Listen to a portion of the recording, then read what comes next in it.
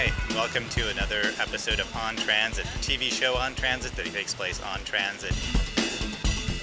In this episode of On Transit, we visit Minneapolis City Hall to listen to public testimony about proposed route cuts and fare increases.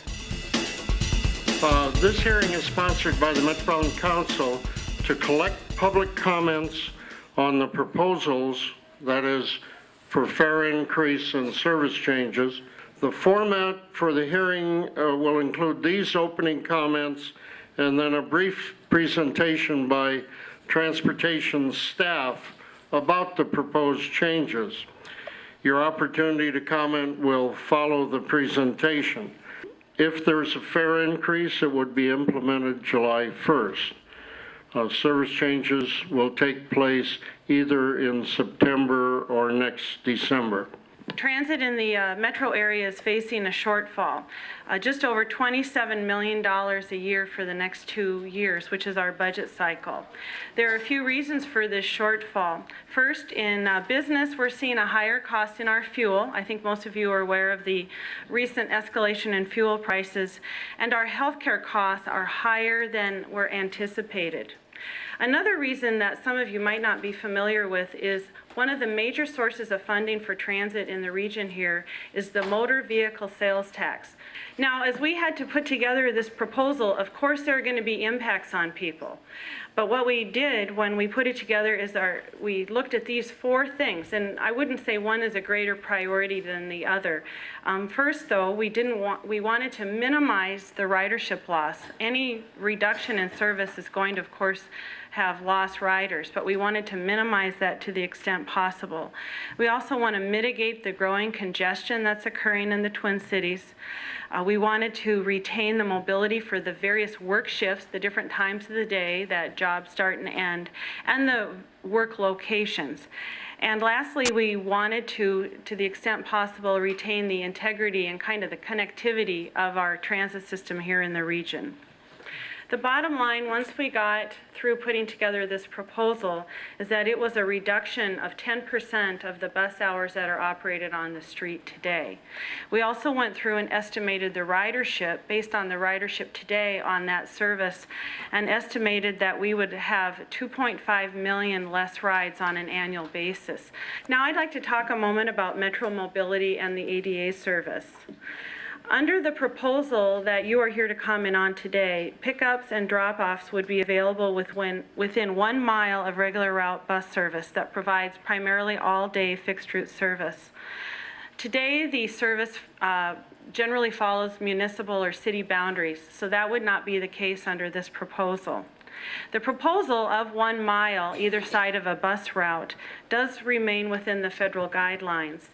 The Americans with Disability Act requires that Metro Mobility ADA services be offered within 3/4 mile either side of regular route service. In general, the fares would go up 25 cents for all service, whether it's off-peak or peak, express, or local.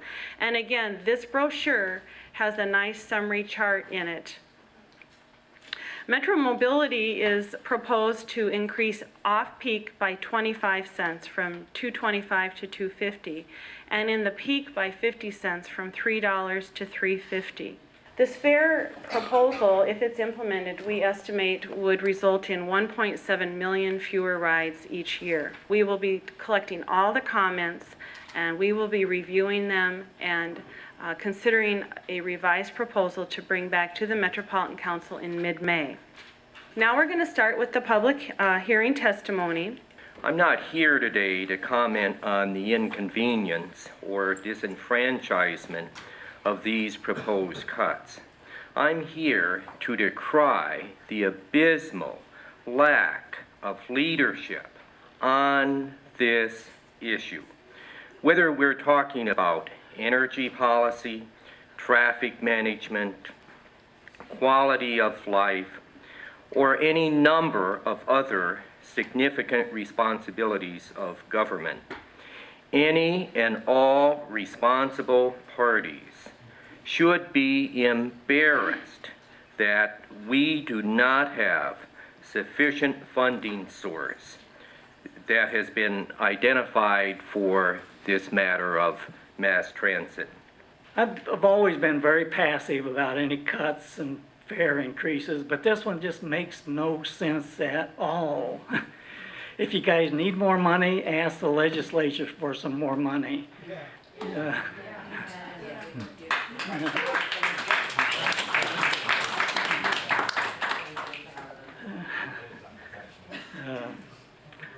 I don't know, I have some more things, but they're really probably not productive, so I'll just quit. So, with all due respect to the environmental lobby, where are they on this? I mean, this is a really good chance for them to come out and, make a chance for cleaning up our air. And not only that, but now with a lot of the oil problems that we have, we need to conserve as much as possible and really promote public transportation. I'm in an area now that if you take that 801 away, the closest to get to a bus is a minimum of a mile walk to either catch the 4 bus or the 25 bus, either way.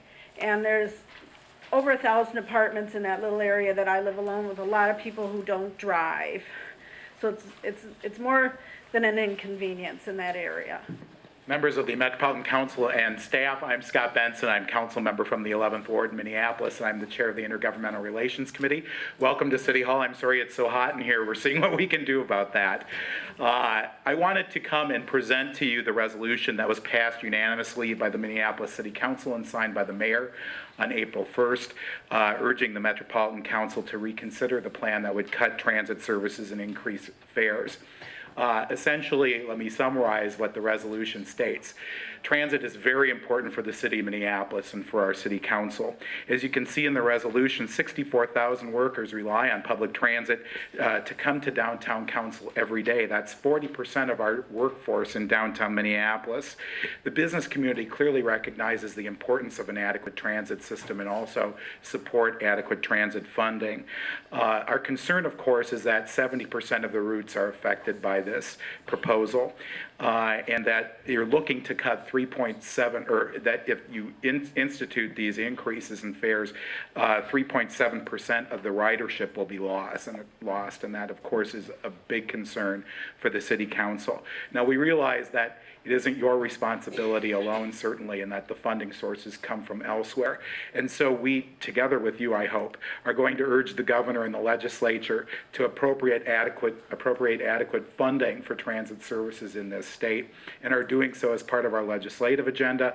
And we hope that we'll be joined by the Metropolitan Council as you seek to find other options other than these severe cuts and the increases in the ridership fees. I bus all over the place. I've been going over this, and I'm really shocked at the degree of cuts, eliminations, changes. The more we are waiting at the bus stops, the more vulnerable we are. I ride the bus home and back, and I work in St. Paul. I'm often later in the evening busing home at the 5 bus stop. So I'm concerned about public safety here. So the big picture here now with gas prices coming up, I'm going, why aren't we encouraging people to get on the bus? Why aren't we encouraging people and making it easy for people to get on the buses? This looks so discouraging. I've been riding the bus for over 15 years. Our family is a one-car family. We've been that way for 15 years. I live in West St. Paul, and my wife drives the car. My transportation is the Route 75 from West St. Paul to St. Paul, and then the 94 from St. Paul to Minneapolis to the warehouse district where I work. I'm commenting primarily on the proposed cuts to Route 75. The proposal eliminates weekday evening service after 6:30 p.m. and it eliminates all weekend service on that route. Frankly, I need this bus. My job requires me to do some evening and weekend work. Same with many of the other people that ride that bus. My point is, please don't cut frequency on 75, especially in the evenings. I can live with the fare increase. And please let me know what I can do to help work with you to try to get more funding for Metro Transit. For a lot of the people who are working citizens in the metro area, the bus cuts are going to have some of them, but will find out to be jobless. And as for me, myself, and some fellow constituents, having the bus cuts is going to hurt us severely because being able to have the bus to get to certain places to find jobs, as we all know that some of the jobs here in Minneapolis, St. Paul, in the Twin Cities, are now, most of the jobs are now out in the suburbs. And by cutting some of these routes are going to hurt some of the people for getting jobs and not getting jobs, as well as cause some people to lose their jobs and potentially become homeless. Low-income people, this is going to affect all people. So we can make this a better land if we all stick together. I am a member of Transit for Livable Communities. TLC is a nonprofit, nonpartisan group that advocates for more and better bus service through higher investment in the transit system. The proposed service reductions and fare increases will be devastating. They represent a step backward for transit service and transit ridership. We at TLC think Metro Transit has been doing an efficient job with the minimal resources they get from the governor and legislature. We are not taking positions on which routes should and should not be cut. We believe no routes should be cut, and fares should not be increased. Responsibility for these problems lies with the governor and Minnesota legislature, which have kept transit on a starvation diet for decades. There is a double standard here.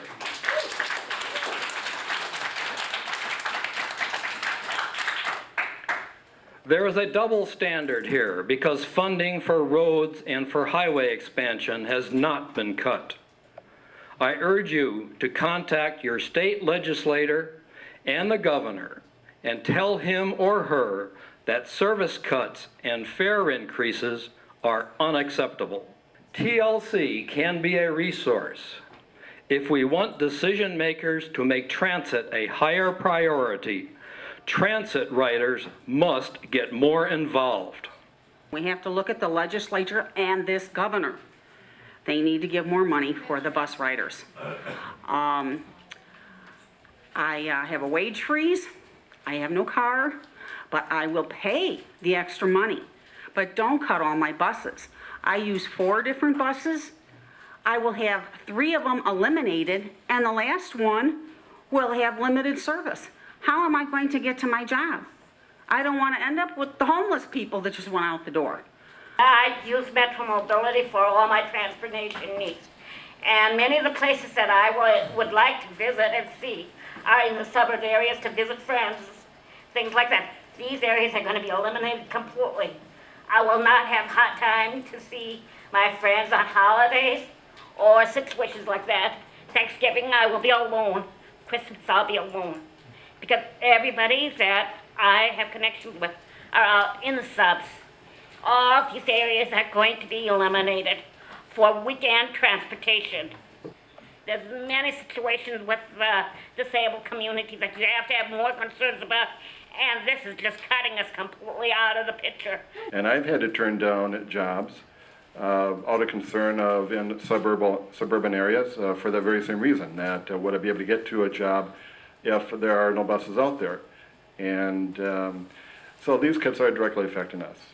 And my wife was also mugged at a bus stop. So the longer there are waits between buses, potentially, the greater the likelihood of public safety to people who use buses. I am a certified ADA individual, Americans with Disability, and I am concerned about the proposed changes to fares and service of Metro Transit. Many of the regular public city buses or PCB routes that I choose to travel on are proposed for elimination or restructuring, in addition to the fare increases. It appears that those of us on limited incomes and attempting to budget for transportation wisely will not be able to choose to save money and will have more costly, nightmarish scheduling options with future transportation carriers. How long has it been since you've been on a bus? Sunday. Wonderful. That's wonderful. But I'm sure most of you drive. People have talked about their individual concerns as to what happens to them. And I could relate concerns, and I could relate concerns about the people that I work with and serve. But rather, I'm going to talk to you as a group of transit users. I think this is a case where we have to unite to talk to the policymakers about what the issues are. We need to have a situation where our policymakers, the legislature and the governor, understand the implications of public transit for our community. If congestion reduction is a part of the rationale for public transit, this proposal is a giant step backward. We need a concerted public response and significant public discussion about the role of and the importance of transit that includes the role of taxes and public financing. We need to get off this kick that we have a limited amount of money to spend on this particular resource. We need to talk about environmental issues. We need to talk about justice concerns. We need to talk about the input or the impact on the economy if people end up losing jobs. We need to talk about all of these issues in the context of transit. I just want to review for you the theory here. The theory was the Hiawatha line wasn't going to be a line by itself. It was meant to be a catalyst for lifting the entire transit system up. And what we've seen is incredible interest in the transit system, incredible ridership on the Hiawatha line, and now is not the moment to be raising fares and cutting service. That's like a shot to the stomach that's going to slow down the development of this incredibly important evolution of the transit system. We had the best bonding bill for transit since 1998. The governor, I was there when the governor signed it up in Anoka County along the North Star line. Again, this is not the time to be delivering a body blow to the system that is now poised to expand, moving to expand, by cutting service back and raising fares. And you know from the data on Hiawatha that the key there is the frequency of service and the reliability of service. To the extent that these service cutbacks will undermine that, you're going to be hurting the growth of the system. I would also ask you to think back to the hardships that were caused during the strike when the system disappeared, and the bicycle rides that people were taking, the long walks that people were taking, the loss of jobs. I had people reporting to me drops in attendance at local colleges and universities. Finally, I want you to think about the cost to the economy of compromising the transit system, and that's what I believe these changes would create. A compromise to the transit system that is now integrated into the economic growth in this region. So I would call upon you as Met Council members and as the governing board for the transit system to go back and serve in an advocate's role. Serve as an advocate's role for the transit system. Go to the legislature, go to the governor, it's your job, and say, these cuts will be too harmful. We cannot sustain them. These fare increases will be too harmful. They cannot be sustained. I would ask you to take that role as members of the governing board. Go back to the governor who appointed you, go back to the legislature, and make the case on behalf of these people here today and the people all over the metropolitan area who rely upon the transit system. We were waiting for this moment. The moment when we could help transform the entire transit system on the back of the Hiawatha line. We are poised with the capital now to help transform our transit system. Don't undercut. Don't let them undercut the operating side of this budget. Be a voice. Be a voice for transit. Be a voice for transit riders. Be a voice for economic growth in this region. I'm blind and totally dependent on the transit system. I've already moved once, about 6 years ago, when there was a cut in the bus service. And looking at the cuts that can be made, I've tried very hard to keep from using Metro Mobility. I've used the bus service, but with the cuts that are coming, I can see myself applying for Metro Mobility at some point, which will cost more money. I'm also concerned about the people whose jobs will be impacted by this, and I'm concerned that the decision makers who make these decisions are not really looking at the impact this will have on people with disabilities and people with low income. I'd like to see the Met Council be much more aggressive in working with the governor and the legislature about getting better funding for public transit, because it has such huge impact on the lives of low income and disabled people. Many people will lose their jobs. In fact, I understand from a bus driver that 130 bus drivers will lose their jobs if these changes go into effect. I vehemently oppose any cuts to Metro Transit buses and even Metro Mobility, because I know that people need it. But I do oppose the cuts, every single one of them. I use the bus for my job. I go and I visit clients. When I don't have a driver, the bus is my next option, and I go out into the suburbs, and with these cuts that might occur, it's going to make my life a lot more difficult. I'm going to have longer waits, more transfers, more walking, and that's going to be great when it's 20 below.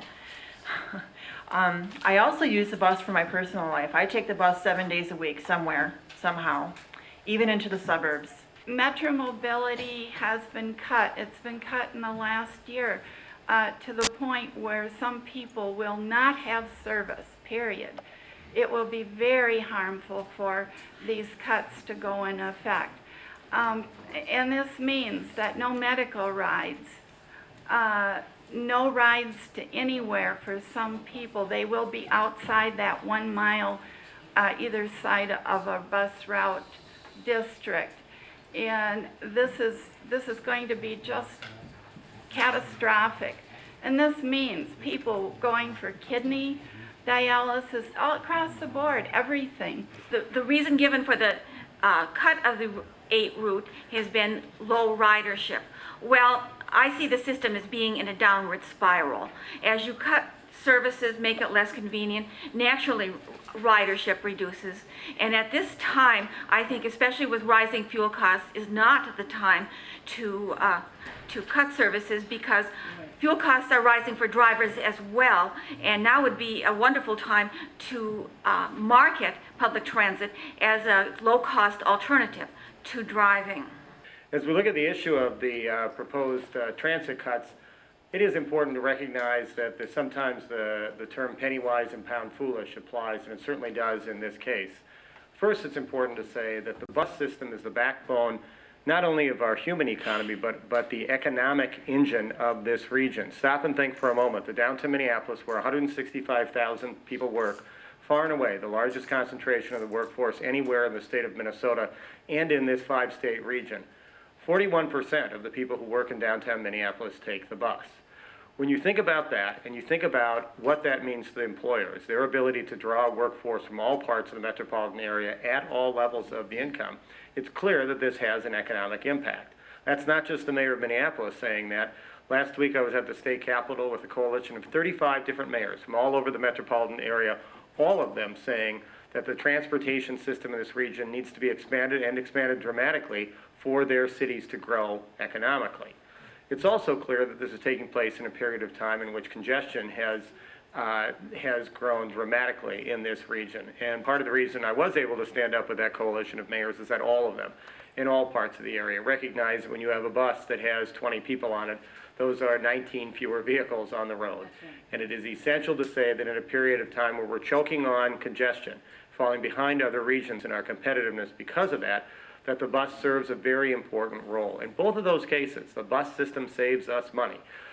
In the dollars of lost time that we would have if congestion was greater, and obviously the tremendously significant multi-million-dollar capital expenses we'd have if roads would have to be expanded. Those are a few of the raw dollars and cents bottom line issues, but this is a human issue, and it's a human scale issue, and it's an issue of equity as well.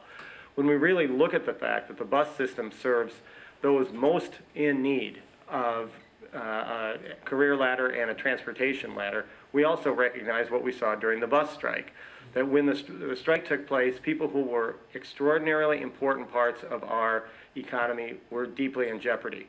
For those and many other reasons, we obviously encourage you to not cut the bus system, and to make sure you recognize the connection between saving dollars for government in housing, job training, and public welfare programs and social service programs, there's a direct connection. So we encourage you to continue to move forward with this, and we'll continue to be a partner in making sure that people on the bus get the training, the education they need to be even more productive parts of the community. Thank you very much. I hope that you're able to find a way to increase fares if you must, but to not cut back on services. The bus provides not only access to work, but it's also an enriching tool for myself and my brother. There are many things that he's able to go out and do in the public that he wouldn't be able to get to if he didn't have Metro Mobility and the public transit system. So it's a quality of life issue, I think. We have a system that should not only be marketed to what is referred to as the transit dependent. That's a term I don't like. Everybody should be encouraged to use the bus, and that's better for all of us. What I would rather see the Met Council do, and what we as blind people would rather see, is put some effort into marketing a system that is for everybody. Put more effort into making it work than figuring out ways to cut it and what to do with a fare increase. We are suggesting that you support the leadership role taken by Transit for a Livable Community and support the half-cent sales tax increase that could be dedicated to mass transit. If and when you don't get that, we will be more than happy to pay the fare increase because we know the expenses to run the transit system are increasing. That can't be denied. But we're very disappointed that the Metropolitan Council hasn't played a bigger leadership role at the legislature to advocate for that half-a-cent sales tax. The only specific route I want to comment on, because I think it's maybe telling, is if I read it correctly, the 94B, which is the only express bus from Minneapolis to the capital, is being eliminated. I assure you we'll still get there. We'll just have to be a little more organized about it because it'll take us longer. But it seems a very strange cut to make, or maybe it sends a message that we weren't meant to figure out. So in closing, I would say that after you get us the half-a-cent sales increase dedicated to mass transit, if you still need a fare increase, we in the National Federation of the Blind will be more than happy to pay it. We pay full fare. We're proud to do so because we want to pay for the service we get, but we also want you to do your part. Thank you.